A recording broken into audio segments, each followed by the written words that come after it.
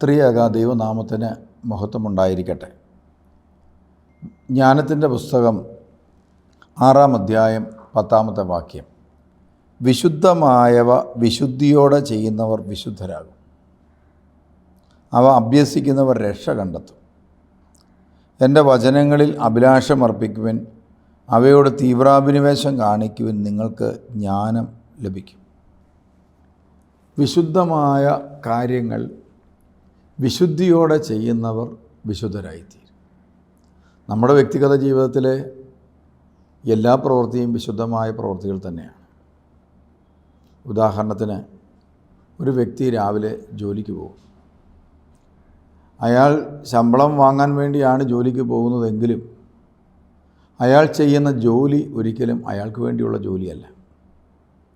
അയാളുടെ ജീവിതത്തിലെ ഒരു സമൂഹത്തിന് വേണ്ടി അയാൾ ചെയ്യുന്ന ജോലിയാണ്. ഒരു വ്യക്തി ഒരു വിശുദ്ധ കുർബാനയ്ക്ക് പോകുന്നു. അദ്ദേഹത്തിൻ്റെ വ്യക്തിപരമായ ജീവിതത്തിൻ്റെ വിശുദ്ധീകരണത്തിന് വേണ്ടിയാണ് ആ വ്യക്തി പോകുന്നത്.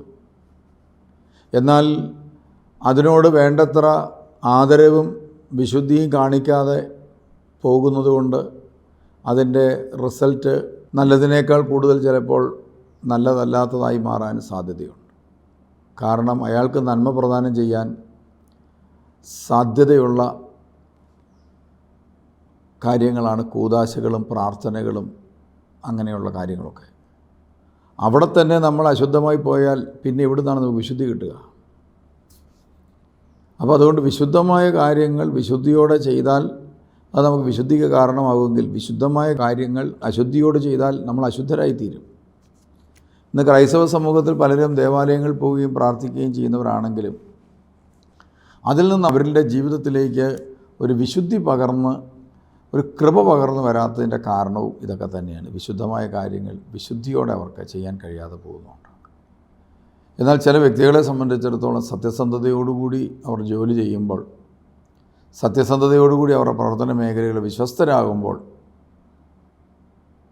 ആ വിശുദ്ധമായ പ്രവർത്തനം അവരെ വിശുദ്ധരാക്കി തീർക്കുവാനായിട്ട് ഇടയായിത്തീരും. അതുകൊണ്ട് നമ്മുടെ വ്യക്തിഗത ജീവിതം ഏത് കാര്യം ചെയ്താലും അത് ദൈവം ആഗ്രഹിക്കുന്ന വിശുദ്ധിയോടുകൂടി അത് ചെയ്യുവാനായിട്ട് പരിശ്രമിക്കുക. ഉദാഹരണത്തിന്, ഗവൺമെൻറ് ജോലി ചെയ്യുന്ന ഒരാളാണെങ്കിൽ കൈക്കൂലി മേടിക്കുന്നില്ലെന്ന് അയാൾ തീരുമാനമെടുക്കുന്നതോടുകൂടി ആ കാര്യങ്ങൾ വിശുദ്ധമാകും.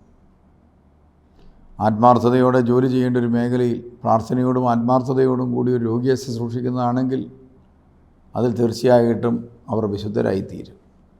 അങ്ങനെ ദൈവത്തിൻ്റെ വിശുദ്ധി നമ്മളിലേക്ക് പകരുവാൻ നമുക്ക് വിശുദ്ധമായ എല്ലാ കാര്യങ്ങളും വിശുദ്ധിയോടെ ചെയ്തുകൊണ്ട് വിശുദ്ധരാകാൻ ആത്മാർത്ഥമായി പരിശ്രമിക്കാം.